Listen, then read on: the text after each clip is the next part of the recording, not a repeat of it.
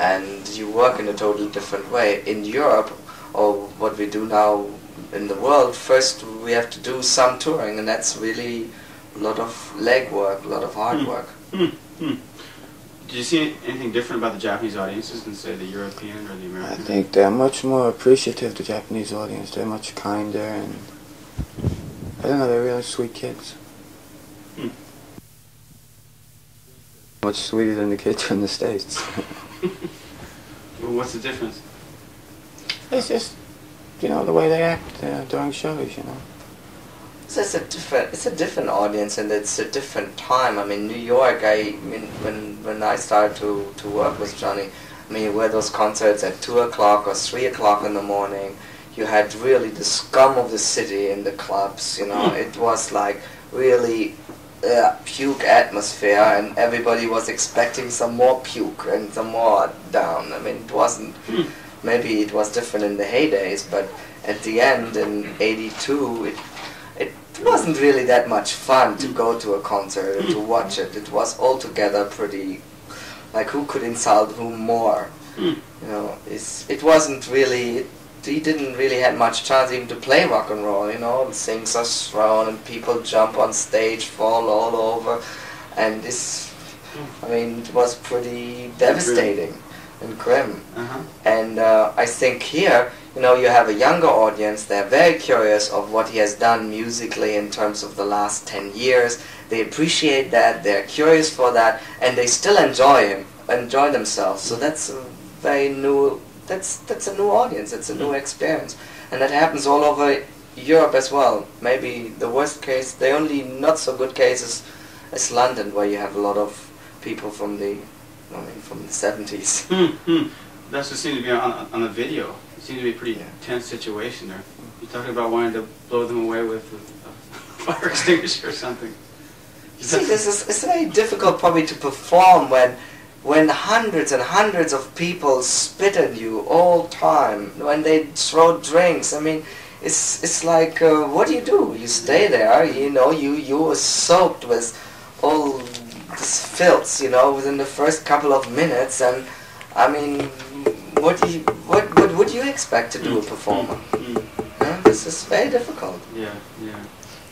There were a lot of rumors about drug use and stuff, and you know, that finished it off, but apparently you've made a full turn and leading a very healthy life now. What caused the big change? Well, it's something I had to, you know, decide with myself what I wanted to do, you know, if I wanted to take drugs professionally or play music. What caused the change, you think? You just wake up one morning and say, I just can't go on with it? It wasn't one morning, it was just, you know, it took a long time. It didn't just happen one morning, you know. It took little by little, you know, to get there. I think changing, in that sense, maybe changing the environment helps. You know, it became so bad in New York that everybody expected him to be so drugged out of his mind that he couldn't even play anymore. I definitely had to leave New York to change. Is New York just that way? For me, yeah. What makes it that way for you? Just the people? Years and years and years of living there. You still in touch with, say, friends back in New York? Yeah. How about your mom and your sister? Yeah. What do they think of your career? They ever tell you just to No, they're real happy. No, they're real happy that I'm working, you know. But the career is such that he can come back to the States now, but he should go back to the States when he has made his record and do a professional tour and have a real good time. I mean, there are many people who want to hear his music and want to have a great time. I think it's just over to be all wasted, where audiences and performers together were wasted at 4 o'clock in the morning in some club. I think this is just, those times are over. So, just to get things straight here, what's the first thing you're going to do after leaving Japan? Where are you going to go? Well, we'll go to Paris, and we're going to make a movie. And probably before that, we'll go to London and sort out a deal. We have some offers there. And make a record. How much of the movie is done? Maybe a third of the movie is done. But, you know, this is a project which will take another 8 weeks at least of shooting. So with all film projects, you don't really know how fast and how much is done really until it's finished. Who else is in the film other than you, Johnny? Just my band and French actors.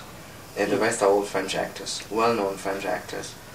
But it's a rock and roll band coming to Paris, and their life there and their situation, and the story is constructed around that. Part of it is real life, or was real life, Autobiography. and part of it is fiction. All right, I guess I got everything I need. Thanks a lot for your time. Okay, thank you. Sorry to wake you up on a Sunday morning. He's upset.